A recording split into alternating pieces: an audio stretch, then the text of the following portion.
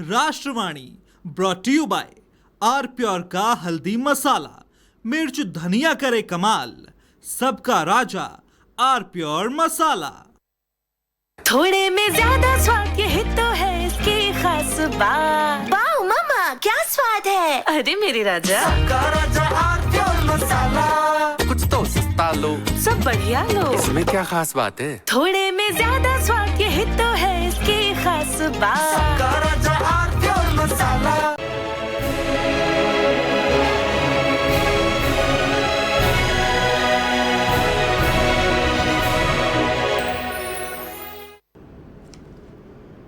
ये भारी मतदान क्या कहता है? कुछ तो कहता है। चलिए उसको समझने की कोशिश करते हैं। और राहुल गांधी का बयान और प्रधानमंत्री के तेवर और ममता बनर्जी का मिजाज इस वक्त कैसा है, ये भी समझने की कोशिश करते हैं। मेहमानों से परिचय करा दें। अनंत अमित जी हैं हमारे साथ, भारतीय जनता पार्टी के प्रवक्ता। अनंत जी का स्वागत है। रवि प्रताप सिंह हैं कांग्रेस के प्रवक्ता, रवि जी का बहुत स्वागत है। Doctor S K. दुबे हैं समाजवादी पार्टी के प्रवक्ता, दुबे जी का बहुत स्वागत है। अरविंद सिंह जी हैं राजनीतिक विश्लेषक, अरविंद जी का बहुत स्वागत है। और थोड़ी देर में हमारे साथ जुड़ेंगे टीएमसी से उनके वरिष्ठ नेता डॉक्टर एहतेशामुल हक साहब। अरविंद जी, भारी मतदान हो रहा है, ये यूं कहिए प्रचंड मतदान हो रहा है। गर्मी और मतदान में होड़ लगी है कि आगे कौन निकलेगा, लेकिन गर्मी पिछड़ गई बंगाल में और मतदान आगे निकल गया। ये मतदान क्या कह रहा है? और इसी मतदान से ठीक पहले राहुल गांधी का ये कहना कि ममता जी ने भाजपा को दे दिया बंगाल और उन्होंने ठीक ठाक सरकार नहीं चलाई, साफ सुथरी, कैसे देख रहे हैं? एक तो अमिताभ जी, प्रथम दृष्टया देखा जाए तो मतदान गड़बड़ के होना बहुत अच्छी बात है। लोकतंत्र में जितनी भारी मात्रा में मतदाताओं का सहभागिता हो, वोट डालें, बहुत स्वस्थ स्थिति है, इसका स्वागत किया जाना चाहिए। और यह भी दिखाता है कि वहां राजनीतिक दलों में भी लड़ाई नेक टू नेक है और कार्यकर्ता से लेकर जनता तक सक्रिय है अपना नेतृत्व चुनने के लिए, प्रथम दृष्टया। दूसरा, आपने राहुल गांधी जी की बात कही कि ममता जी ने बंगाल को सौंप दिया है, ये स्टेटमेंट दिया है। मुझे लगता है राहुल गांधी जी को ये बयान देना है तो पहले इंडी गठबंधन से टीएमसी को बाहर का रास्ता दिखाना चाहिए था या खुद को बाहर आना चाहिए था। ये हो नहीं सकता है अमिताभ जी कि बंगाल में ममता करप्ट है और जब नेशनल अलायंस बनता है तो वहां पे ममता ईमानदार है। ये हो नहीं सकता है कि बंगाल में ममता की शासन व्यवस्था फेल है और जब राष्ट्रीय लेवल पे लड़ाई लड़नी होती है तो ममता जी सुशासन की प्रतीक है। अधीर रंजन चौधरी बीच बीच में ममता बनर्जी जी के खामियों को उजागर करते थे तो भारत गवाह है, उनको डांट डपट के चुप करा दिया जाता था। अब ममता बनर्जी ने राहुल जी को कुछ नहीं दिया है, उनके हिस्से में सीट शेयरिंग नहीं आई है, तो अंगूर खट्टे हैं। जैसे वो बयान दे रहे, ममता ने सौंप दिया है, उनको शर्म करनी चाहिए। और ये बयान देने के पहले ममता से हर स्तर का गठबंधन पहले तोड़ना चाहिए था। राहुल गांधी जी, मैं फिर दोहराता हूँ, ये कंफ्यूज नेता है, कोई डिसीजन नहीं ले पाते हैं कि आगे जाना है, पीछे जाना है, दाएं जाना है या बाएं जाना है। और कहा गया है दुविधा में दो गए, माया मिली न राम। बंगाल में आज लड़ाई भारतीय जनता पार्टी और टीएमसी के बीच में है और कांग्रेस की इस तरह से कंफ्यूजन वाली नीतियों की वजह से आज कांग्रेस न 3 में है न 13 में। ठीक। रवि प्रताप सिंह जी, मैं अपनी छोटी बुद्धि से एक हाइपोथेटिकल सीन सोचता हूं कि अगर मान लो ऐसा सब बातें वो 4 मई को कहते राहुल गांधी, जब मान लो ममता हार जाती अगर, तो वो एक अपना बयान जारी कर देते, ममता ने भाजपा को राज्य सौंप दिया। ये तो वोट शुरू नहीं हुआ और राहुल गांधी ने कह दिया भाजपा को सौंप दिया। अब इसीलिए मैं कहता हूं भाजपा को कांग्रेस का आजीवन ऋणी रहना चाहिए। भाजपा कभी कांग्रेस के ऋण से उऋण नहीं हो सकती जितना उपकार भाजपा पर कभी खड़गे जी कभी राहुल जी करते हैं।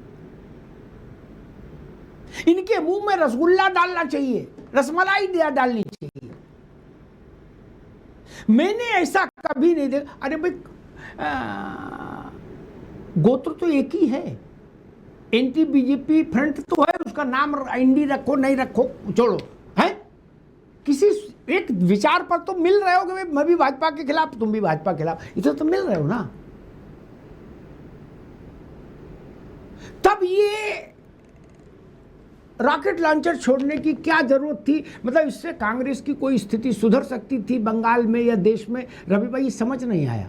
इससे क्या नुकसान हो सकता है ये तो सबको समझ आ रहा है, लेकिन इससे कांग्रेस को चवन्नी का भी लाभ हो सकता है ये नहीं समझ आया अभी मुझे राहुल जी के वक्तव्य से। अमिताभ जी एक रसगुल्ला आपको भी खिलाना चाहिए। ठीक है। राहुल गांधी जी ने ये कहा कि ममता जी अगर सुशासन करती तो भाजपा को घुसने का अवसर नहीं मिलता। आपने उसको नरेट कर दिया कि सौंप दिया। सौंप देने जैसा शब्द तो कहीं नहीं कहा राहुल गांधी ने, अगर मैं गलत नहीं हूं तो ये तो आपका अपना एक सेट किया हुआ शब्द है। सौंप देना और घुसने का अवसर देना, दोनों में आपने दरवाजा खोला तो सौंप ही दिया ना, वरना राहुल गांधी के मुताबिक तो भाजपा के लिए दरवाजा बंद था। उनको यही समझ नहीं कि 77 रुक जाओ भाई, 77 सीटें जिस पार्टी की विधानसभा में, उस पार्टी को कह रहे हैं कि आपने इनको घुसाया एक, और जिस पार्टी की विधानसभा में एक भी सीट नहीं उसका नेता राहुल गांधी वो ज्ञान दे रहे हैं। बताइए, विधानसभा बंगाल की विधानसभा में भारतीय राष्ट्रीय कांग्रेस का कोई चेहरा नहीं। वो कह रहे हैं ममता बनर्जी जैसी बड़ी नेता को कि अगर इन्होंने साफ सुथरा शासन किया होता। अब साफ सुथरा शासन नहीं होता तो कैसा शासन होता ये तो हमको पता है। मैं बोल दूंगा तो आप कहोगे आपने अपनी तरफ से बोल दिया। साफ सुथरा शासन नहीं, इसका मतलब करप्ट शासन, गैर कानूनी काम, यही ना रवि जी? साफ सुथरा शासन नहीं किया ममता ने, राहुल सेड दिस। इसका मतलब क्या है? साफ सुथरा शासन नहीं किया, बताइए अमिताभ जी। सब आपके नरेशन के हिसाब से जवाब नहीं होते हैं तो आप सिर्फ प्रश्नों की बौछार करते हैं, उत्तर की अपेक्षा नहीं करते। नहीं, आप ये बताइए कि राहुल गांधी, अब हमारा एक भी प्रतिनिधित्व वहां नहीं है, तो क्या हम बिहार की तरह से जब हमारे में विलय कर लिए थे पप्पू यादव, तो उस समय कोई खड़ा हो गया कि पूर्णिया का सीट मत दीजिए? हमारे यहाँ कन्हैया कुमार थे तो किसी ने कहा कि ट्रक पे मत चढ़ने दीजिए। अब ये बताइए कि जहां हमारा प्रतिनिधित्व तो नहीं है वहां हम क्या, कोई कहेगा 2 सीट पे लड़ जाइए, 4 सीट पे लड़ जाइए, तो हम अपनी क्या हम राष्ट्रव्यापी पार्टी हैं तो यही करेंगे कि हम कब तक चलेंगे आपके साथ? राहुल गांधी एक विपक्ष के नेता हैं और 100 सांसदों का प्रतिनिधित्व करते हैं। राहुल गांधी जी की देन है कि जो मशरूम खाने वाले प्रधानमंत्री थी साल मुड़ी खाने पे मजबूर हो गए। ठीक है, हमारी इंडिया गठबंधन में है ममता जी, लेकिन स्टेट का चुनाव कुछ और परिदृश्य से देखा जाता है और सेंटर के चुनाव कुछ और परिदृश्य से होते हैं। हमारा अब आपका कहना है कि एक भी प्रतिनिधित्व तो नहीं है, तो हम बिल्कुल प्रतिनिधित्व ना करें, हम इनको फील्ड दे दें वॉक ओवर करने के लिए, हमारे संगठन को मजबूत करने के लिए, लोगों में भरोसा जगाने के लिए, एक अस्थायित्व की आस जगाने के लिए ये चीज जरूरी था। ठीक है, हमारा प्रतिनिधित्व नहीं है, लेकिन क्या ये बताएं कि हम प्रतिनिधित्व नहीं है तो प्रयास भी ना करें? जो भाजपा कहे हम उनके लिए फील्ड बिछाते रहें और कुर्सी लगाते रहें टीएमसी के लिए। अरे अगर हमारे से भाजपा को लाभ हो रहा है तो एक रसगुल्ला आप और ज्यादा खा लीजिएगा। भाजपा ने तो आज पहली बार बिहार से साबित हुआ कि ये प्रो इनकम्बेंसी में बढ़े हुए वोट का परसेंटेज है। इससे पहले होता था कि अगर वोट परसेंटेज 70 के आसपास होते थे तो एंटी इनकम्बेंसी होती थी। आज तो 78.77 3 बजे तक पड़ गया।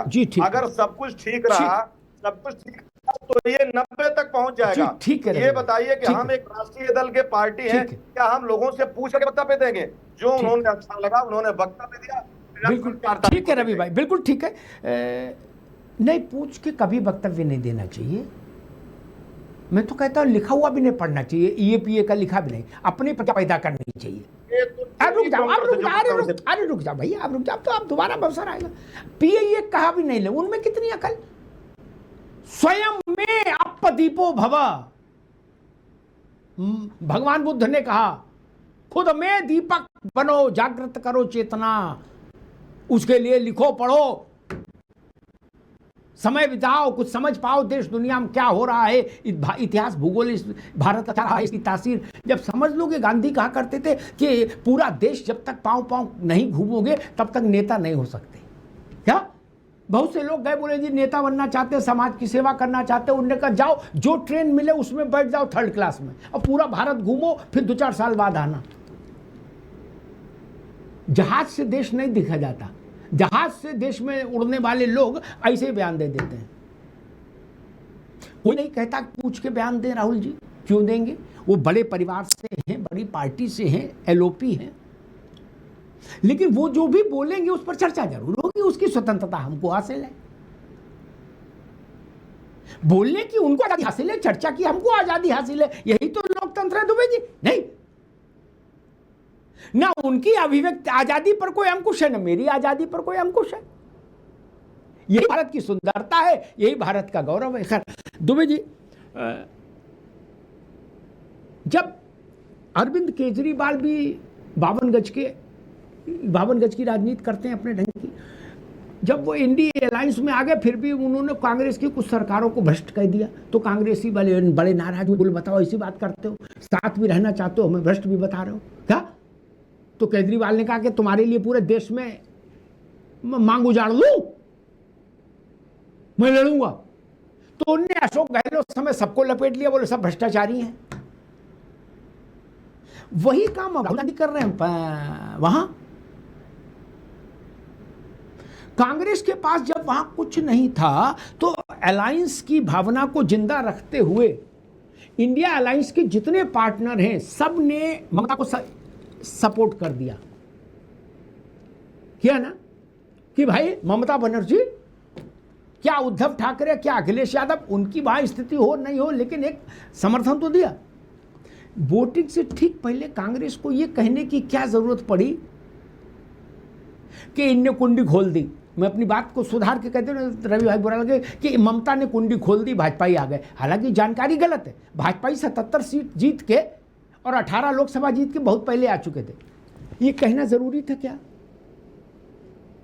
और यही स्थिति उत्तर प्रदेश में आ गई 8 महीने बाद, तो कहां जाओगे दुबे जी?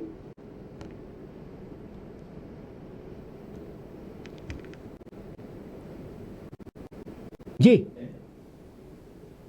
देखिए अग्निहोत्री साहब जी, जहाँ तक इंडिया गठबंधन की बात है तो निश्चित तौर पर ये नेशनल लेवल पे है, राष्ट्रीय लेवल पे है, ये प्रदेश लेवल पे नहीं है कहीं भी, किसी भी प्रदेश में।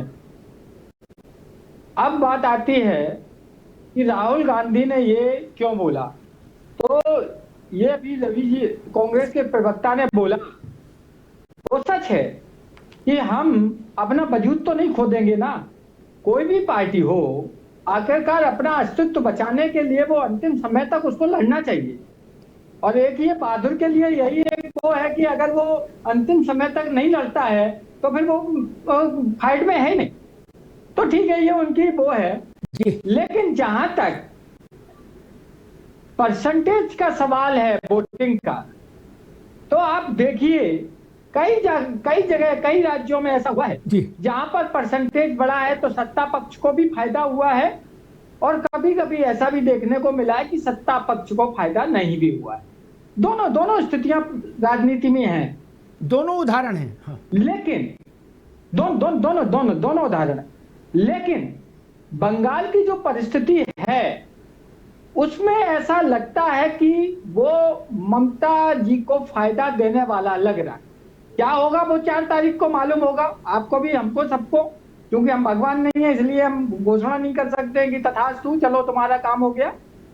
इसलिए आज की परिस्थिति में ऐसा लगता है, जहां जो हमारे भी कुछ पहचानने वाले हैं, कि ममता दीदी का जो स्तर है वो भारतीय जनता पार्टी के मुकाबले अच्छा है।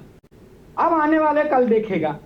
और रही बात, अभी आपने उत्तर प्रदेश की बात की और केजरीवाल की भी बात की, तो केजरीवाल वो शख्स है राजनीति का कि वो कहीं भी जा सकते हैं, उनका कोई वो बिना तरीके लोटा जो कहावत है ना, बिन पेंदी के लोटा मुड़ सकता है। हम वो शब्द नहीं कहेंगे, आप कह सकते हैं, लेकिन वो कहीं भी जा सकते हैं, कहीं भी। और अभी देखते हैं देश में क्या होगा, वो वक्त की बात है। लेकिन मेरा और मेरी पार्टी का यह मानना है कि भारतीय जनता पार्टी के खिलाफ जो भी मजबूत करेगा हम उसका स्वागत करेंगे, हम उसके साथ सीट शेयर करेंगे। अगर कहीं कुछ ऐसा होता है कि हमारी परिस्थितियां नहीं बनती हैं तो हमने पहले भी कई बार कहा और आज फिर आपके चैनल के माध्यम से कह रहा हूं कि हम अकेले लड़ने में सक्षम हैं, लेकिन अगर कांग्रेस के साथ हमारी वार्ता अच्छी रही हायर अथॉरिटी की या अन्य पार्टियों के साथ, छोटी छोटी पार्टियों के साथ, क्योंकि हमने हमेशा वेलकम किया है छोटी पार्टियों को भी, तो हम उस स्थिति में मतलब सबको साथ लेके चलने की मुद्दा में आपने काफी औपचारिक भाषा इस्तेमाल किया। मैं इसको यूपी का कल्ट देख के बता दूं कि आप क्या कहना चाह रहे हो, क्या मैं समझ रहा हूं, ताकि जनता तक बात चल जाए। दुबे जी ये कहना चाह रहे हैं कायदे में रहोगे तो साइकिल बैठा लेंगे, नहीं तो उतार देंगे। तो सीधी बात है, सरल हिंदी में इतनी सी बात है। बाकी सब तो दुबे जी विद्वान आदमी है, वो थोड़ा लिहाज करके बोल रहे हैं आजकल, लेकिन कुल जमा इतनी बात है ना, देखो सच्ची बात यही है, कायदे में चलोगे तो पीछे बैठा लेंगे, वो लगवाया हुआ है हमने जिसमें बच्चे बैठते हैं, और नहीं कायदे में रहोगे तो उतार देंगे, साइड में लगा के साइकिल में उतरो चलो जाओ। ठीक है, यही है कुल जमा, यही है। ठीक है, ओके। अनंत अमित जी, दो बातें, एक तो इतना बड़ा मतदान, ये लगभग 90% पहुंच जाएगा कल सुबह जब अपडेटेड बिल्कुल करेक्ट वो आएगा मतदान। ये गजब मतदान है, गजब। लेकिन मेरी एक बात और भी है, अरविंद जी उस पर गौर करिएगा। जो बात दुबे जी कह रहे थे वो भी है, हम दो लोगों के पास दोनों उदाहरण हैं, लेकिन मुझे एक बात दूसरी समझ में आ रही है। SIR ने वोटिंग परसेंटेज को रॉकेट की माफिक ऊंचाई दे दी। हमने बिहार में यही देखा, बिहार के इतिहास में कभी इतना वोट नहीं पड़ा जब राजेंद्र बाबू, जयप्रकाश नारायण जैसे लोग जिंदा थे, तब से लेके आज तक। क्या, अब तो बहुत छोटे लोग हैं, जब इतने बड़े लोग जिंदा थे, कर्पूरी ठाकुर और सब तमाम लोग, श्री बाबू, कभी नहीं पड़ा। मैंने पूछा एक तो जानकार लोगों से दुबे जी, उनने बताया भाई साहब पढ़ता कैसे, पहले एक आध 1.5 करोड़ तो फर्जी लगे रहते थे। क्या, तो वो जब 90% वोट पड़ता था तो लिखत पढ़त में पैसा ढाता था। क्या, इस टाइप का मामला, क्योंकि फर्जी भी तो है बहुत। क्योंकि जैसे ही आपने बताया कि 7 करोड़ वोटर है, क्या, और एक्चुअल में है 4 करोड़, तो 4 करोड़ में 5 करोड़ पड़ेगा तो उतने ही से। लेकिन जब हम परसेंटेज निकालेंगे तो लिस्ट से निकालेंगे। मैंने बिहार पर पूछा था लोगों से कि ऐसा क्या हुआ, समझदार लोगों ने यही कहा, ना इनकम्बेंसी, ना प्रो इनकम्बेंसी, ना एंटी इनकम्बेंसी, उन्होंने कहा क्रेडिट गोज टू SIR। तो बिहार से भी बड़ी SIR यहां हुई है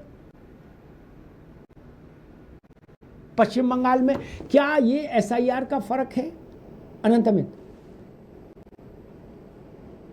तो हम पश्चिम बंगाल की देवतुल्य जनता को हम धन्यवाद देते हैं कि लोकतंत्र के पर्व में जिस तरीके से वो मतदान कर रहे हैं, वो कितना भी साधुवाद वो कम है। और साथ ही साथ चुनाव आयोग को भी हम धन्यवाद देते हैं कि उनकी व्यवस्था ने, जिस पश्चिम बंगाल के चुनाव को पहले भी हम देखते रहे हैं, और जिस तरीके से चुनाव हो रहा था आज के चुनाव में भी कई घटना बीजेपी के शुभेंदु सरकार के ऊपर हमला हुआ, जो कि कुमारगंज से उम्मीदवार थे।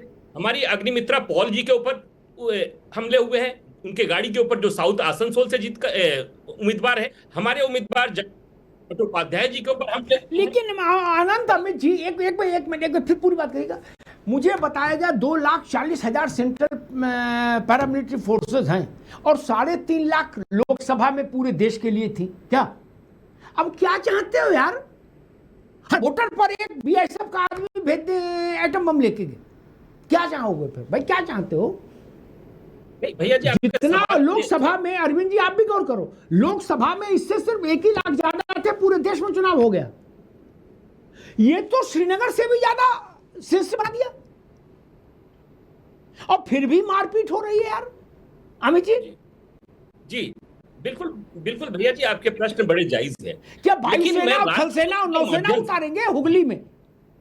जी नहीं, मैं राष्ट्रवाणी के माध्यम से पश्चिम बंगाल की जनता को और एक बात बताना चाहता हूं भैया जी, ये पहला ऐसा चुनाव है, पश्चिम बंगाल का चुनाव है, जो कि चुनाव के बाद 3 महीने तक उसी प्रदेश में सशस्त्र बल के लोग चुनाव कराने के लिए, वो चाहे CRPF के लोग हो, चाहे CISF के लोग हो, 3 महीने तक उसी प्रदेश में रहेंगे, इस बात की जानकारी उस प्रदेश की जनता को होना चाहिए। आपके माध्यम से बहुत ही महत्वपूर्ण जानकारी है, क्योंकि 2021 के चुनाव के बाद, परिणाम के बाद जिस तरीके से माहौल बनाया गया पश्चिम बंगाल में, जो वोटर डरा हुआ था उस वोटर को यह बात की जानकारी होनी चाहिए। और दूसरी बात, यही ममता दीदी 2011 में जब आती है सरकार में, उस समय वोटर परसेंटेज लगभग 84% होता है और अभी 3 बजे तक लगभग 78% हो गया। और हमें अनुमान है, हमें उम्मीद है कि 5 बजे के आंकड़ा आने के बाद 90% पास होगा।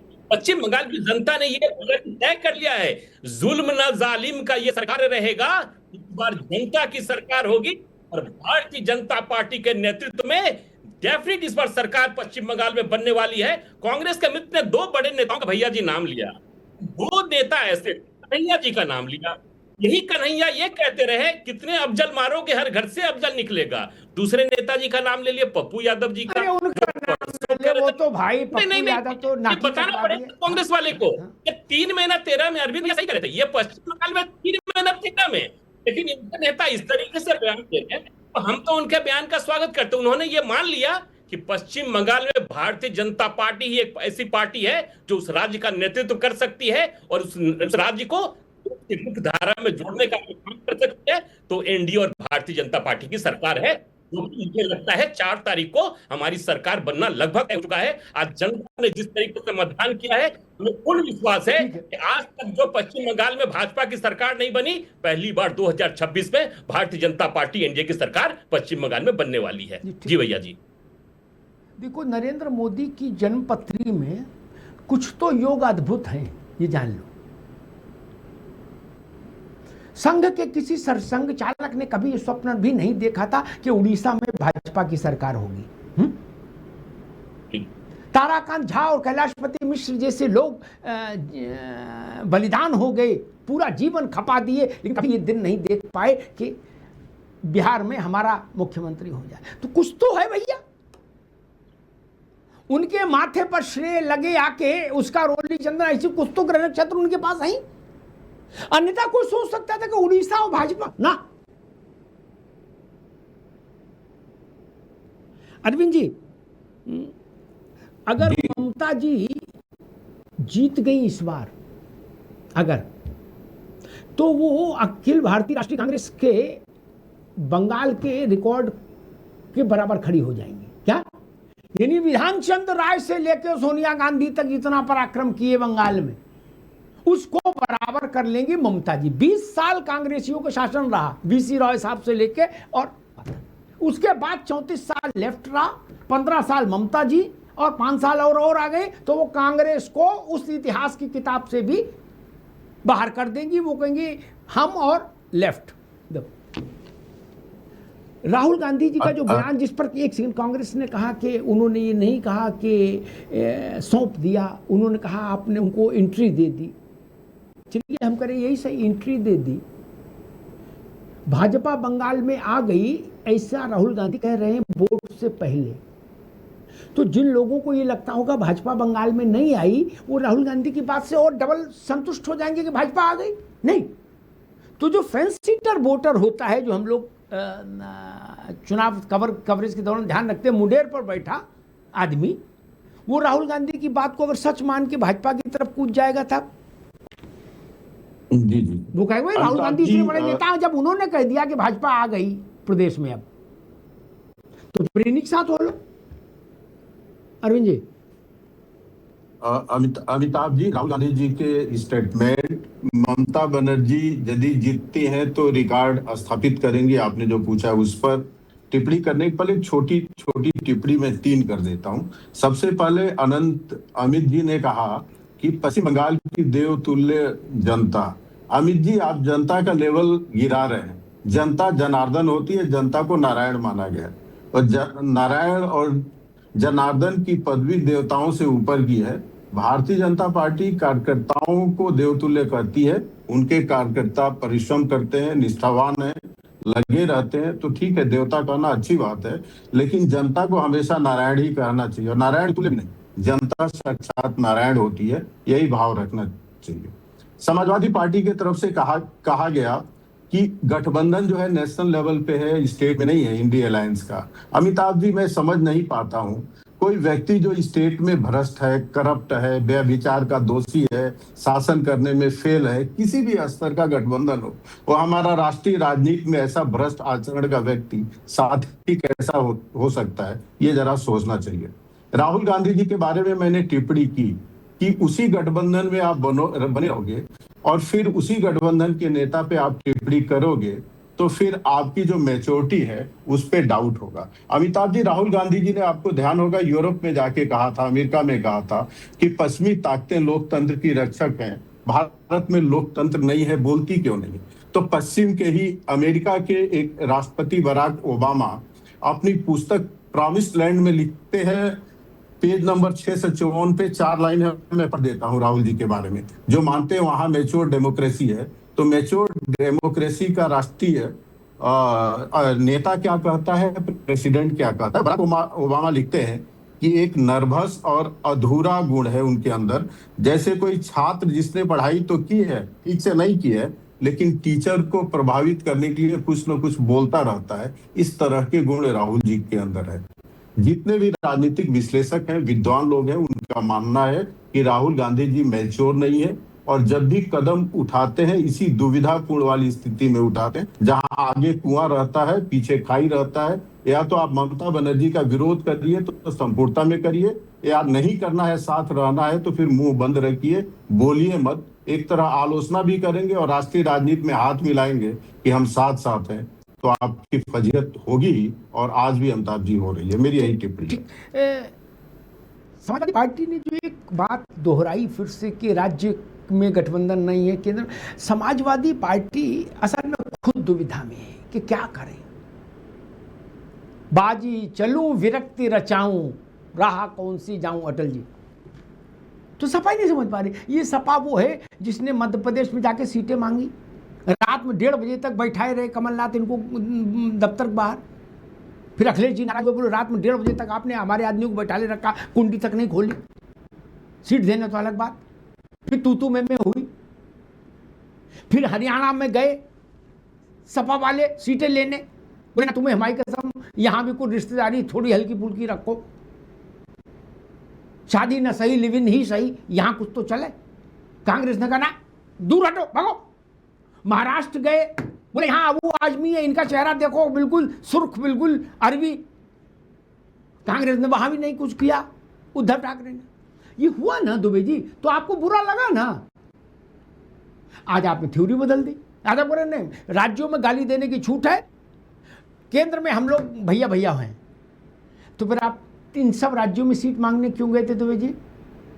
आप तो गए, आप मध्य प्रदेश गए, आप महाराष्ट्र गए, आप हरियाणा गए। आपने तो वहां भगवान कृष्ण की तरह यही कहा 5 सीट दे दो, उन्होंने कहा 5 छोड़ो, सुई की नोक के बराबर नहीं देंगे। तो जब हरियाणा में कांग्रेस हारी तो समाजवादी पार्टी ने प्रसन्नता जताई ऑफिशियली, कहा दिमाग ठीक हो गया, हैसियत में आ गए। दुबे जी, दुबे साहब, मुझे लग रहा है कि विषय गंभीर हो गया है, तो कुछ तकनीकी सुविधा भी कुछ गड़बड़ा गई। खैर, रवि प्रताप जी, बंगाल के, अच्छा आ गई आवाज जी दुबे जी? जी हेलो जी हेलो जी, हेलो, आवाज आ रही है?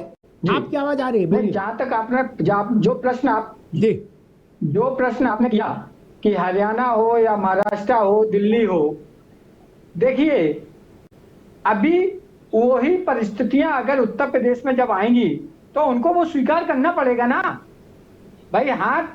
दोनों हाथ से ताली बजेगी, एक हाथ से तो ताली नहीं बजती है, ताली दोनों हाथ से बजेगी। तो जो उनका कंटाप एक हाथ से मारा जा सकता है दुबे जी, कंटाप एक हाथ से मारा जा सकता है, कंटाप, उसके लिए मारने हारने पीटने की बात नहीं करेंगे। अरे भाई आपने ताली बताई, मैंने कहा ताली के लिए दैहिक रूप से 2 हाथ चाहिए, कंटाप ऐसे भी मार सकता आदमी, मैंने सिर्फ उस तुलना में बताया। वो ठीक है, हम बाकी तो आप लोग अहिंसा को, बाकी समाजवादी पार्टी की गांधी जी में पूरी आस्था वो हम जानते हैं क्या? मायावती जी भी ऐसा कह चुकी है, मायावती जी भी ये कह चुकी है कि सपा की अहिंसा में कितनी आस्था है। गेस्ट हाउस का नहीं वो ठीक है, वो आप जो जिसको कहना हो, हमें कोई ऐतराज नहीं है, कह सकते हैं, लोकतंत्र में सबको आजादी है, जी जी जी इसलिए वो कोई दिक्कत नहीं जी। लेकिन आपने बहुत अहम प्रश्न किया था कि वोटिंग ऑफ परसेंटेज का। जी अग्निहोत्री साहब, मुझे ऐसा लगता है कि वोटिंग ऑफ परसेंटेज के पीछे एक, जो मेरी समझ से जितना हम सोचते हैं कि वो SIR के बाद शायद लोगों के दिलो दिमाग में ये रहा हो कि हमारा वोट है कि नहीं, वो भी चेक करने के लिए शायद लोग लाइन में लगे और उन्होंने वोटिंग का करके ये सिद्ध कर लिया होगा कि हमारा वोट है, हम पक्के हैं, हम भाई हमारी वोट कटा नहीं है।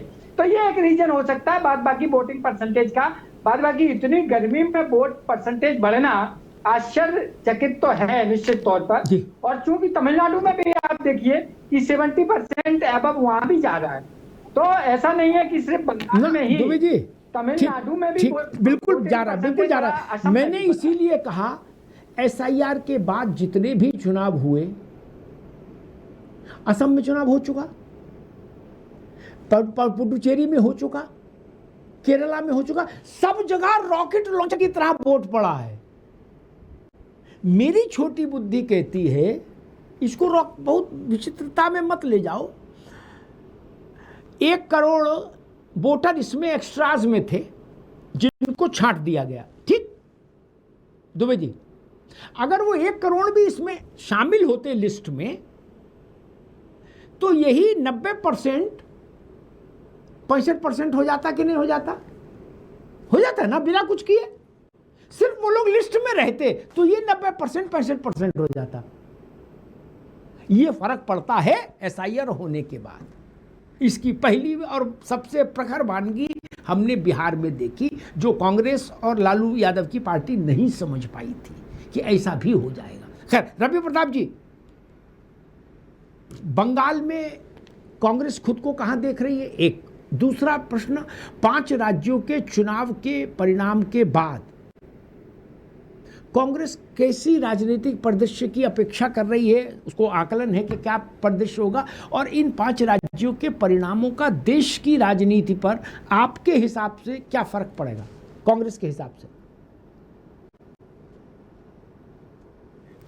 आपने जो प्रश्न किया, बड़ा मौलिक प्रश्न किया कि बहुत से ऐसे स्टेट है जहां आप कह रहे हैं वहां हम अपने अस्तित्व के लिए लड़ रहे हैं, कुछ एक स्टेट है जहां हम सरकार भी बनाएंगे, कुछ स्टेट है जहां हम नेक टू नेक फाइट कर रहे हैं, और जो भी परिणाम होगा हम उसके सापेक्ष सम्मुख बिल्कुल आंखें चार करके बैठेंगे और कमियों को अच्छाइयों पे गहन मंथन करेंगे। अब आ जाइए, आपने कहा कि SIR का बड़ा प्रभाव पड़ा क्योंकि वोट कट गए। अमिताभ जी, आसाम में 10,55,000 कटा और 10,56,000 जुड़ा, फिर 85% कैसे हो गया? वहां तो लोग कटे नहीं। अब आ जाइए, आप कह रहे हैं तीसरी बात कि उड़न खटोले से नापा जाता था, आप कह रहे थे उड़न खटोले से नापा था आडवाणी जी ने, चंद्रशेखर जी और राहुल गांधी जी ने तो देश को कश्मीर से कन्याकुमारी तक नापा। और सुन लीजिए, YSR रेड्डी और उनके पिताजी ने 1400 किलोमीटर नापा, लेकिन 4000 किलोमीटर अपने पैरों से चला राहुल गांधी जी ने। तो जो लोग उड़न खटोले से, एक भी प्रधानमंत्री बताइए 25 साल में 500 किलोमीटर की यात्रा यदि प्रधानमंत्री नरेंद्र मोदी जी की हो तो आप बता दीजिए। 12 साल इधर हो गए और 25 साल उधर रहे, 500 किलोमीटर यात्रा पूछ रहा हूं मैं। चलिए, अब आप वो कह रहे थे हमारे मित्र की वो राहुल गांधी जी संजीदा नहीं है। भाई मास्को, बर्लिन और बाली, इनको छोड़ दीजिए। 2015 में बीजिंग में प्रधानमंत्री जी ने कहा कि 2014 से पहले क्या पाप किया था कि भारत में मैं जन्मा। तो वो बताइए कि विदेश की धरती पे भारत का महिमा मंडन कर रहे थे या भारत का मान मर्दन कर रहे थे? अब आप बात आइए कि चुनावों में हम अपनी पार्टी का जिस तरह से हमारे कैडर पे मैसेज जाएगा, मजबूत होंगे, हम वो सारा प्रयास करेंगे। इसमें बहुत विचलित होने की आवश्यकता नहीं है। राजनीति की विधा में तमाम चीजें नई होती हैं, पुरानी होती हैं, सोचा जाता है। अब उन्होंने क्यों कहा, मेरी हैसियत नहीं कि मैं इस पे इंटरप्रेट करूं, लेकिन निश्चित रूप से हमारी पार्टी के लिए जो बेहतर होगा हम वो करेंगे, मनसा वाचा कर्मणा से करेंगे। ठीक बात है। डॉक्टर एहतेशामुल हक साहब भी जुड़ गए हैं हमारे साथ, TMC के वरिष्ठ नेता हैं। हक साहब, कैसी तस्वीर है? कैसी तस्वीर बन रही है इस वक्त फर्स्ट राउंड के पोलिंग के बाद? क्या लग रहा है आपको? मैं आपको बधाई दूंगा। हमारे पश्चिम बंगाल में पहले रंग में देखा जा रहा है। हम बताएं कि रिकॉर्ड किया जाएगा इस बार, तो पश्चिम बंगाल की जनता इस हिसाब से माइंडेड, मतलब हम बहुत इंसान है और हमें बधाई दूंगा कि वो इस हिसाब से अपना मत का प्रयोग कर रहे हैं। और आने वाले दिनों में जो सही का तो समय होगा, अब समझते हैं कि हम लोग पूरी उम्मीद के साथ चौथी बार हम लोग सरकार बनाएंगे। इससे कि 2021 में इस इलाके में 152 सीट में इलेक्शन हो रहा है, वहाँ हम लोग लगभग 95 समझिए हमारे पास में मौजूद है। लेकिन मैं उससे भी मैं बढ़ा करके मैं कह रहा हूँ कि इस इलाके में 150 इलेक्शन हो रही है। हम समझते हैं वहाँ कम से कम 1 हमारी इस बार आएगी। ये हम लोगों ने महाकाल की मंदिर की वहाँ पर हम लोगों ने तामीर पर बता रहे हैं और हमारे नेत्री ममता बनर्जी विकास के काम बहुत काम कर रहे हैं पश्चिम बंगाल में, खासकर हमारे महिला। भैया शाम 90% तक वोटिंग हो गई। भंडार जो हमारे, सोचिए 90% वोटिंग हो गई शाम 5 बजे तक। जी हाँ, मैं तो ये समझ रहा हूँ ऐसा ना हो कि रात तक जो आंकड़ा आए उसमें 100 से कुछ 2-4-5% बचे खाली। ये लोकतंत्र के लिए बहुत अच्छी बात है। अच्छी बात है। एफआईआर के बाद देखिए, एफआईआर के बाद अमिताभ जी इस तरह का हर एक आदमी, क्योंकि ये बहुत बड़ा मैटर है। एफआईआर के बाद तक जो लोग बचे हुए हैं वो अपना मत का हर हाल में प्रयोग कर रहे हैं। अब भारत का पश्चिम बंगाल, तो मतलब आपको भी समझ में आ गया ना कि एसआईआर ठीक दवा थी। अब तो ये मान लो कि एसआईआर दवा ठीक थी। दवा सही नहीं है, दवा तो अरे अभी तो आप कह रहे थे कि एसआईआर के कारण हर आदमी वोट दे रहा है, अब आप कह रहे दवा ठीक नहीं। भैया दवा, आप दवा की बात कर रहे हैं, यहाँ लोगों का नाम काटा जा रहा है। यहाँ आज भी 17 लाख आदमी जो है हो सकता है वोट नहीं दे पाएंगे। ये समझना होगा अमिताभ जी, इस हिसाब से 27 लाख लोगों का नाम और इस हिसाब से तो हक साहब जिनके पास, ठीक है हक साहब एक मिनट मेरी बात सुन लीजिए। जिनके पास कागज पत्तर नहीं हुए, जो अपनी मतदाता होने की जो क्वालिफिकेशन है उसको प्रमाणित नहीं कर सकते, वो सब लोग वोट दें, ये कहाँ लिखा है? किस किताब में लिखा है कि नहीं जो रह रहा है या वो वोट दे? ऐसा किसने बताया? ऐसा तो कहीं नहीं। नहीं, अरे फिर भी क्या होता है यार, मुझे ये बताओ संविधान की किस धारा में लिखा है? किस धारा में लिखा? एक हक साहब एक मिनट, फिर पूरी बात कहना। अभी एक सवाल तो सुन लो यार, ये रैली थोड़ी ना है। संविधान कहता है वोटर कौन होगा, ना ममता बनर्जी कहने से होगा, ना नरेंद्र मोदी कहने से होगा, ना राहुल गांधी कहने से होगा। कौन वोटर होगा? जो भारत का नागरिक हो। यानी सबसे पहले शर्त भारत की नागरिकता अनडिस्प्यूटेड होनी चाहिए हक साहब के पास, अमिताभ अग्निहोत्री के पास। अगर वो डिस्प्यूटेड है, कागज पत्तर नहीं है, तो वोट नहीं डालेंगे। नहीं डालना भी चाहिए, किसी को अच्छा लगे तो, खराब लगे तो। हक साहब यही है ना, संविधान तो 2 ही बातें कहता, भारत की नागरिकता और 18 साल की उम्र, और पागल ना हो। पागल वाले को बेनिफिट ऑफ डाउट दे देंगे, पागल को भी सही मान लो, चलो, लेकिन 2 चीज तो हो ना हक साहब। नहीं, देखिए आप जो बात अमिताभ भाई जो कह रहे हैं बिल्कुल सही है, मैं उस बात से इत्तेफाक रख रहा हूँ। लेकिन आज देखिए सप्लीमेंट्री लिस्ट में 17 लाख जो आदमी, तो आज 152 सीट जो विधानसभा का इलेक्शन होने जा रहा है, पहले फिर का सारे लोगों को कागजात प्राप्त नहीं हुए हैं। हो सकता है कि वो लोग वोट देने से वंचित।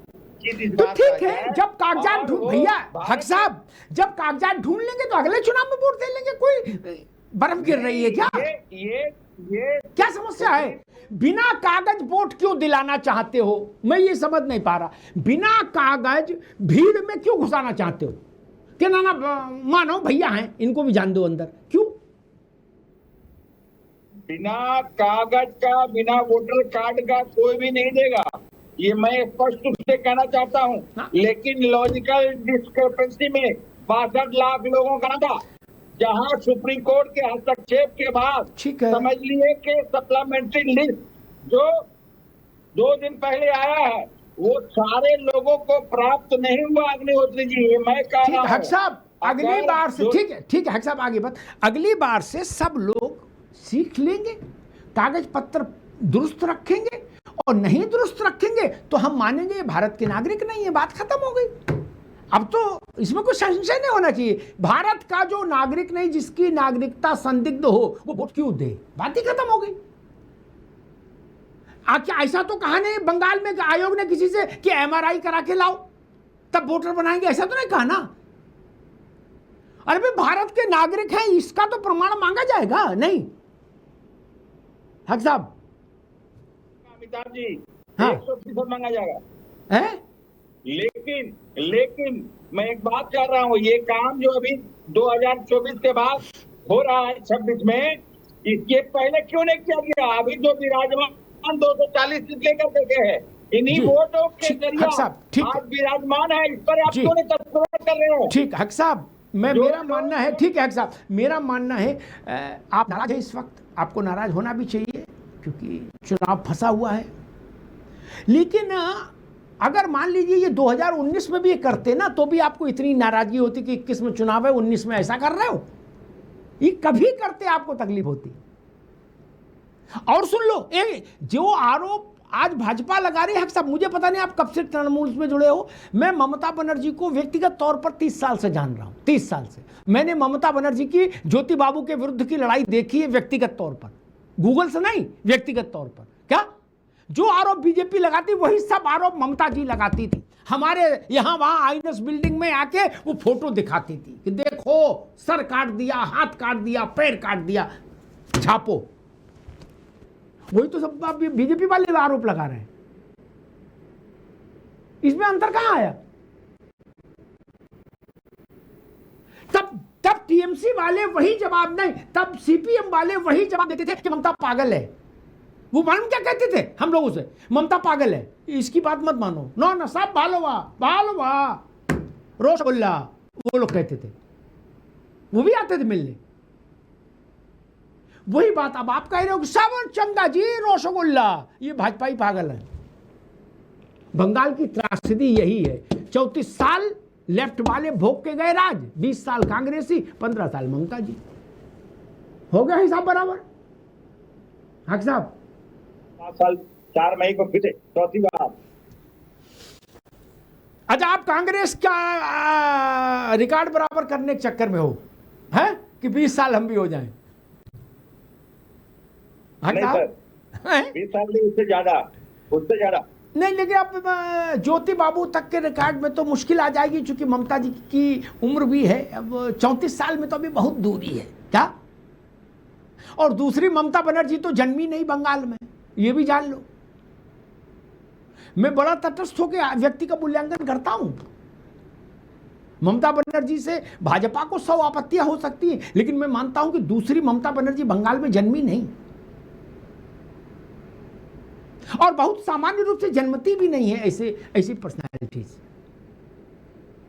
अब ये आप भी जानते हो कि उनके बाद कोई ऐसा नहीं है हक साहब क्या जो पार्टी का झंडा डंडा भी बचा ले जाए, ये भी आप जानते हो। लेफ्ट का सितारा कभी नहीं डूबेगा, वो बरतानिया हुकूमत जैसा लगता था लेफ्ट हमको, क्या आहा नींबू काट कलप का कुर्ता पहन के चिकनकारी वाला ज्योति बाबू निकलते थे, क्या पूरा बंगाल हिलता था। उनका झंडा भी गायब हो गया, डंडा भी गायब हो गया ना लेफ्ट वालों का, क्या। अब तो ये कहीं किसी कोने में मेरे ख्याल से बीड़ी पीते होंगे बंगाल में, और तो कुछ ज्यादा बचा नहीं, क्या। कांग्रेस की स्थिति देख लीजिए, विधान बाबू की कांग्रेस, जो नेहरू को जवाहरलाल बोलते थे, वो विधान बाबू है, दिया बत्ती करने वाला नहीं कोई ऑफिस में, गलत कह रहा, क्योंकि आप विधान बाबू दूसरा नहीं पैदा कर पाए, लेफ्ट वाले ज्योति बाबू पैदा नहीं कर पाए, और टीएमसी ममता बनर्जी पैदा नहीं कर पाई दूसरी। इस पर चिंतन करना। 3 ही चेहरे ने बंगाल का राज्य किया है, विधान चंद्र राय बड़ा चेहरा, फिर ज्योति बाबू बड़ा चेहरा, फिर ममता बनर्जी बड़ा चेहरा, और तीनों की पार्टियां उनकी प्रतिकृति नहीं तैयार कर पाई। आनंद अमित जी, तृणमूल कांग्रेस कह रही है कि 4 तारीख को हमारे पक्ष में सरकार जनादेश आएगा और हम चौथी बार शपथ लेंगे बंगाल में। मुझे एक बात और लगती है कि अगर इस बार भाजपा आपकी पार्टी नहीं जीत पाई तो आपके काडर का भी इतना बुरा हाल हो जाएगा, आनंद जी बुरा ना मानना, वो बुरा हाल हो जाएगा। लिख लो मेरी बात, वहां पैरामिलिट्री फोर्स नहीं, वहां थलसेना रहे। अरविंद जी समझना, वहां भारत की 10 लाख थलसेना भेज दो। अगर ममता जी ने चौथी बार शपथ ली, लिख लेना भैया, कहीं नोट कर लेना, क्या ऊपर बताना कि मैंने कहा, तो आपका भी झंडा डंडा मुश्किल हो जाएगा बंगाल में ढूंढना। लिख लो, क्या आपके कार्यकर्ता सबसे मुड़वा के गंगा जल अपने ऊपर डाल के टीएमसी दफ्तर के बाहर खड़े होंगे। आनंद जी देखिए भैया जी, भारतीय जनता पार्टी जिस दिन से चुनाव खत्म होता है उसी दिन से हम चुनाव की प्रक्रिया में लग जाते हैं। ये आप मेरे से बेहतर आप जानते हैं। आज जिस तरीके से जनता बाहर निकल कर आई है, जिस तरीके से वोटिंग हो रहा है, और हमने जो 16 में हम 3 सीट, 21 में हम 78 सीट पर आ गए और 2026 का चुनाव लड़ रहे हैं और इस मजबूती के साथ लड़ रहे हैं कि ममता दीदी को अपने भवानीपुर जैसे विधानसभा में 2 दिन नुक्कड़ नाटक सभा करने की जरूरत पड़ जा रही है। ये बता रहा है कि भारतीय जनता पार्टी किस मजबूती के साथ चुनाव लड़ रही है। हमने 1-2 बात की चर्चा है। एक सेकंड, फिर अमित जी मैं मजबूती पर चर्चा नहीं कर रहा, मैं नेट रिजल्ट पर अगर आप नहीं जीते क्या तो बंगाल में इतनी भीषण भगदड़ मचेगी, मेरी भविष्यवाणी लिख लीजिए, क्या कोई आपका कोई नेता उस भगदड़ को रोक नहीं पाएगा। मन टूटता है ना।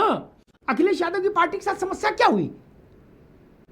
यादव और मुसलमानों ने बाद में कहा कि भैया हम पूरे जितने हमारे फेफड़े में जान थी हम पूरी ताकत लगा दिए हैं, लेकिन बनी नहीं सरकार। मन टूटता है भाई। 2,50,000 2,40,000 पैरामिलिट्री फोर्स, इतना सब कुछ, गृहमंत्री 15 दिन वहां, इसके बाद तो बननी चाहिए। नहीं बनेगी तो सब झंडा उतार के घर में रख लेंगे और पत्ती वाला झंडा लगा लेंगे। वो कहेंगे भैया है हमको यार वृंदावन में रहना है तो राधे राधे कहना है। अमित जी गलत नहीं कह रहा भैया? नहीं, बिल्कुल बिल्कुल आपकी बात से सहमत हूं। और हमारा कार्यकर्ता को भी ये बात का पता है और वहां की वोटर को भी इस बात का पता है कि अगर भारतीय जनता पार्टी के नेतृत्व में वहां सरकार नहीं बनती है तो 2021 की जो घटनाएं घटी थी उससे बड़ी घटना घटेगी। ये हमें नेता को भी पता है, कार्यकर्ता को भी पता है। लेकिन मैं राष्ट्रवाणी के माध्यम से एक बहुत महत्वपूर्ण बात बताना चाहता हूं भैया जी। अभी आपने ममता दीदी के आतंक, सीपीआई के आतंक की बात करी आपने। उसी सीपीआई के सरकार में 2 कांग्रेस के सेन बंधु होते हैं जिनकी हत्या सीपीएम के कार्यकर्ताओं के द्वारा कर दी जाती है और उस हत्या के बाद उनके खून से चावल बनाया जाता है और उस 2 सेन बंधुओं की मां को खिलाया जाता है। और उसके बाद यही ममता दीदी सड़क से लेकर सदन तक पश्चिम बंगाल में जो तांडव करती है और जिसका प्रतिफल होता है कि वो सरकार में आती है, उसी घटना की पुनरावृत्ति विगत 15 वर्षों से ममता दीदी उसी बंगाल में कर रही है। और वहां का कार्यकर्ता और वहां का जनता और पूरा पश्चिम बंगाल करा रहा है। पश्चिम बंगाल माटी और मानुष की खून से तरा रहा है और ये कह रहा है कि 2026 के चुनाव में भारतीय जनता पार्टी की सरकार बनने वाली। हाँ हक साहब, छोटा सा एक सवाल, खेला होवे कि नहीं होवे? खेला तो आज देख रहे, खेला जिस हिसाब से हो रहा है 90% से ऊपर बम्पर वोटिंग हो रही है, तो ये हम लोगों के लिए समझिए गुड मैसेज है पश्चिम बंगाल के लोगों के लिए कि भारतीय जनता पार्टी देखिए इतनी बड़ी ताकत लगा दी हमारे आदरणीय प्रधानमंत्री जी से लेकर करके। अच्छा हक साहब, एक छोटा सा सवाल और पूछ लेता हूँ। हक साहब, आप आज आपकी व्यस्तता है मुझे पता, लेकिन एक छोटा सवाल पूछ लूं। राहुल गांधी जी ने कहा कि ममता बनर्जी ने अगर ठीक ठाक सरकार चलाई, साफ सुथरी सरकार चलाई होती तो भाजपा बंगाल में नहीं घुस सकती। ये ममता बनर्जी ने सरकार साफ सुथरी नहीं चलाई, इसलिए आज भाजपा खड़ी है बंगाल में, राहुल गांधी कह रहे हैं। अमिताभ जी हमको 30 सेकंड का समय दीजिए, देखिए मैं तो जवाब दूंगा। ये जो चुनाव हो रहा है ये पश्चिम बंगाल के लिए एक इतनी जबरदस्त चुनाव है। ये भारतीय जनता पार्टी जिस हिसाब से यहाँ पूरा ताकत हमारे आदरणीय प्रधानमंत्री जी के रूप में, हमारे आदरणीय होम मिनिस्टर जी के रूप में, हमारे आदरणीय समझिए रक्षा मंत्री के रूप में, और जितने भी कैबिनेट के मिनिस्टर है, तमाम लोग यहाँ पर आए हुए हैं। और भारत के 19 राज्यों के डबल इंजन की सरकार, भारतीय जनता पार्टी की सरकार ने पूरी जबरदस्त तरीके से यहाँ आकर के 20 साहब, तो इसमें बुरा क्या है? आना भी चाहिए, इसमें बुरा क्या है? आना भी चाहिए, बुरा क्या है? मुख्यमंत्री केवल रबड़ी खाने के लिए है क्या? लेकिन उसके बावजूद भी उनके बावजूद भी उनको सत्याग्रह लगेगी, तो कितनी बड़ी दुख की बात है। एक नारी ममता बनर्जी के रूप में 100 पर भारी, पूरा समझिए कैबिनेट पर भारी, ठीक। अच्छा, बहुत बड़ी बात है। लेकिन राहुल गांधी ऐसा क्यों, एक मिनट हक साहब, एक मिनट बाबा, राहुल गांधी ऐसा क्यों करेंगे? ममता बनर्जी ने सरकार ठीक नहीं चलाई इसीलिए भाजपा मजबूत हो गई, वो ऐसा क्यों कह रहे? कि ये राहुल जी कहने का मतलब है, यहाँ तो पश्चिम बंगाल में 16 सीट अभी है उनके पास, तो इसलिए वो चाह रहे हैं कि किसी तरह का इस तरह का बोल कर करके 2-4-5 सीट हमें प्राप्त हो जाए पश्चिम बंगाल में। लेकिन हम नहीं समझते हैं कि भारतीय यहाँ नेशनल कांग्रेस की परिस्थिति अच्छी है। ये कहीं न कहीं समझिए कि हो सकता है कि हमारी पार्टी को बदनाम करने की कोशिश और एलिगेशन लगाने की कोशिश की जा रही है। हम ये नहीं समझते हैं कि ये खूब अच्छा मैसेज। ठीक है साहब, बिल्कुल ठीक बात। रवि प्रताप सिंह जी, टीएमसी कह रही है हमारी पार्टी को बदनाम करने के लिए राहुल गांधी ने ये एलिगेशन लगाया।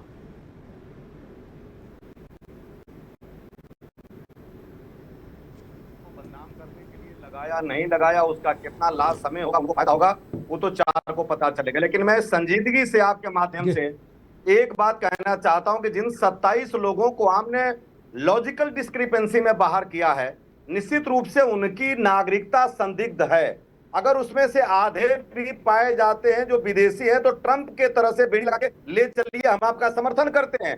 और अगर वो आधे लोग भी मिल जाते हैं कि सही थे, तो भारत के चुनाव आयोग को देश से माफी मांगना चाहिए कि मेरी विधा में कहीं कमी थी कि एक वोट और एक सरकार जो बन सकता है, उसको हमने 13 लाख लोगों को रोका। और जान लीजिए 13 लाख वोट कम से कम 130 विधानसभाओं को जिताने और हारने का काम करते हैं। 10,000 में पल्ला पलट जाता है। जी ठीक, साथ है, निकालिए बेड़ी लगा के। ठीक है, निकाल, चाहे शुक्रवार को भी लो, चाहे इतवार को लो, लेकिन सोमवार को वो वोट नहीं डालनी चाहिए। क्या निकालने का काम थोड़ा इत्मीनान से हो सकता है, लेकिन वोट नहीं डालने का, उस लिस्ट में शामिल नहीं करेंगे, पंगत में नहीं बैठाएंगे। ये जान लो, हिंदी में पंगत में नहीं बैठ सकते। फिर सोचेंगे आपका क्या करना है, लेकिन सबसे पहले आपको पंगत से बाहर करेंगे। और जो लोग उनको कवर फायर दे रहे हैं दाएं से बाएं से बुद्धि लगा के, उनको भी बेनकाब करना चाहिए। जो संदिग्ध है वो वोट क्यों दे? सरल भाषा में बात यार, काय को परेशान हो? कांग्रेसी संदिग्ध है? नहीं, फिर काय को कांग्रेस परेशान है? गजब बात है। दुबे जी, लास्ट वो बंगाल का परिणाम और या मोटे तौर पर इन 5 राज्यों का परिणाम आपके हिसाब से देश की राजनीति में क्या फर्क डाल सकता है? छोटी सी टिप्पणी, फिर अरविंद जी के पास।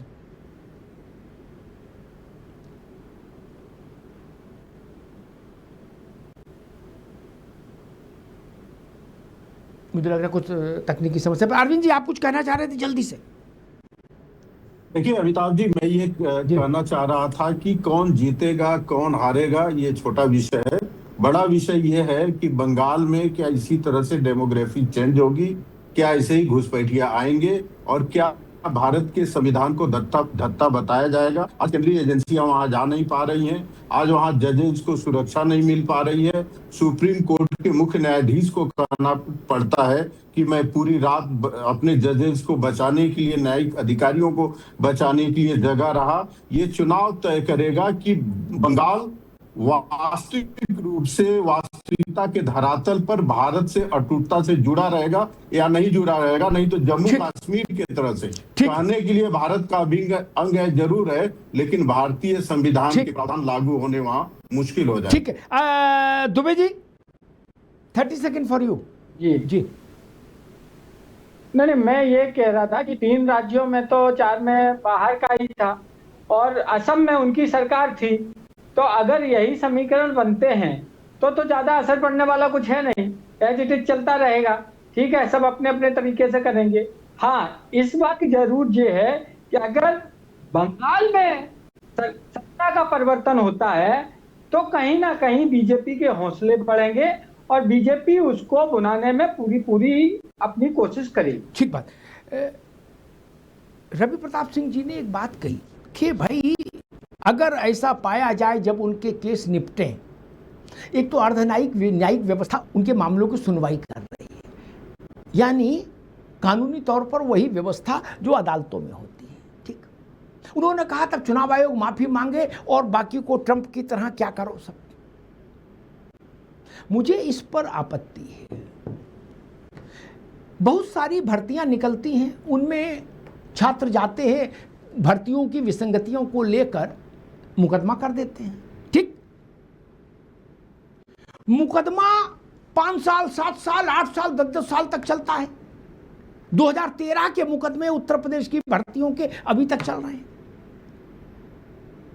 तारीख पे तारीख पड़ रही है। तो क्या कोई ये कह देगा कि भाई सुप्रीम कोर्ट ने इतना लेट फैसला दिया, कई हजार बच्चे ओवर एज हो गए, उनका जीवन खराब हो गया, तो आप सुप्रीम कोर्ट हुक्म में ताला लगा दो? नहीं ना। या बोले या फिर तुरंत ही भर्ती का फैसला दे देते, इधर रिट आती उधर तुरंत दे देते। ऐसा नहीं होता भाई साहब। ये प्रेशर क्यों बनाया जा रहा है जुडिशियल अथॉरिटीज पर नेताओं के द्वारा कि 27 लाख को एक रात में क्लियर कर दो? ये क्यों प्रेशर बनाया जा रहा है? सुप्रीम कोर्ट ऑफ इंडिया ने ऐसे प्रेशर बनाने वाले नेताओं को लताड़ लगाई है, लताड़। और कल ममता जी को भी लताड़ लगाई अच्छे से, तबीयत वाली, छोटी मोटी नहीं। ये क्या बात हो गई? भीड़ डंडा लेके जाएगी, बंदूक लेके जाएगी, उनको न्यायिक अधिकारियों को, जजेस को घेर लेगी, कहेगी हम गोली मार देंगे, जला देंगे। क्यों? बोले नहीं तो सब पे दस्तखत कर दो, सब ओके। क्यों कर दे? तमाशा बना लिया है क्या? जो भारत का नागरिक नहीं, वो भारत में सत्ता के चयन की प्रक्रिया से 4 कोस दूर रहना चाहिए। उसका बाद में क्या होगा, उसको गंगा में सिराओ, दूर छोड़ के आओ, वो बात की विषय है। लेकिन भारत की सरकार केवल भारत के ही लोग चुने जिनकी नागरिकता असंदिग्ध हो। संदिग्ध नागरिकता वाले लोगों को स्वीकार नहीं किया जा सकता। सरकार किसी की बने, किसी की ना बने।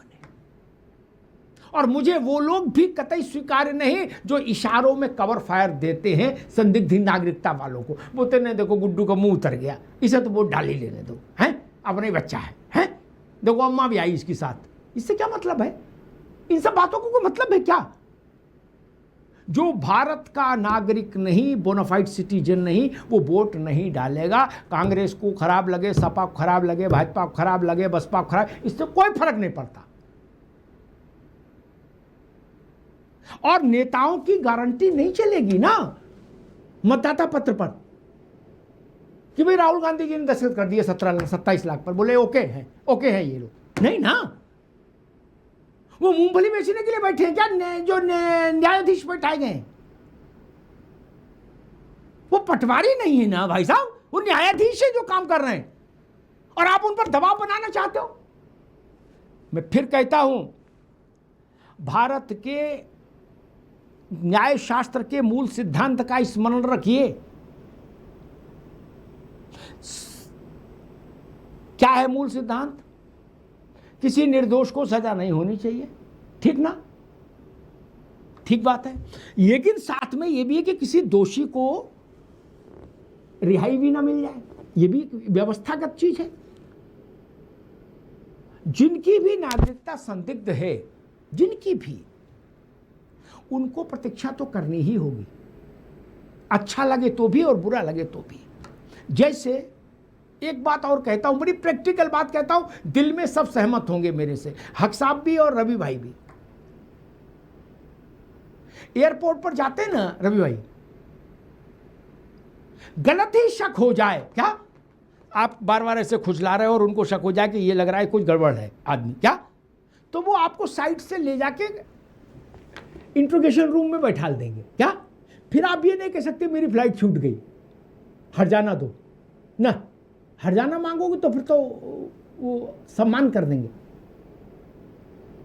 वो सब अंडरवियर तक उतरवाएंगे, अटैची पूरी खुलवाएंगे, सारे कर्म करेंगे, तब कहेंगे ठीक है ओके जाइए। तब आप ये नहीं कह सकते कि सारे लोग आओ इमिग्रेशन में और इस्तीफा दो। बोले क्यों? बोले मेरे पास कुछ निकला नहीं। नहीं जी, आपकी थ्योरी पर चलें तो आप तो देश भर में सारे पुलिस वालों को फांसी दिलवा दो। बोले तुमने 5 चोर पकड़े थे, 3 को सजा हुई, 2 छूट गए, अब दरोगा को फांसी दो। नहीं जी, ये किसी बात हो गई? कांग्रेस मांग कर रही है कि फिर माफी मांगे चुनाव आयोग। जो लोग ये समझते हैं कि वो भारत के बोनाफाइड सिटीजन हैं, वो अपने कागज पत्तर जब पेश कर देंगे तब चुनाव की प्रक्रिया में शामिल हो जाएंगे। जब तक पेश नहीं करते तब तक शामिल नहीं होंगे। बात खत्म हो गई। इसमें इतना तनाव क्यों लेना? और कांग्रेस जैसी बड़ी पार्टियों को चाहिए था कि जिनको वो मानते हैं कि ये देश के ओरिजिनल नागरिक हैं, सच्चे नागरिक हैं और इनके पास कागज नहीं, तो उनकी मदद करते, उनके कागज पत्तर ढूंढवाते, ताकि संख्या 27 लाख तक पहुंचती नहीं। राहुल गांधी जी को कैंप करना चाहिए था वहाँ 6 महीने बंगाल में प्रियंका जी के साथ, एक एक घर जाते, कागज बनवाते। सो तो किए नहीं किए तो ठीक है।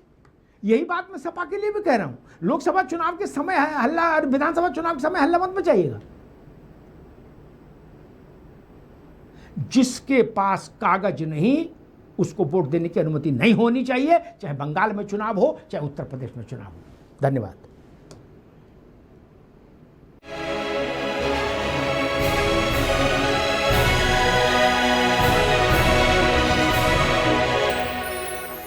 थोड़े में ज्यादा स्वाद, यही तो है इसकी खास बात। वाओ मम्मा, क्या स्वाद है। अरे मेरे राजा, सबका राजा आरती और मसाला, कुछ तो सस्ता लो, सब बढ़िया लो। इसमें क्या खास बात है? थोड़े में ज्यादा स्वाद, यही तो है इसकी खास बात। सबका राजा आरती और मसाला।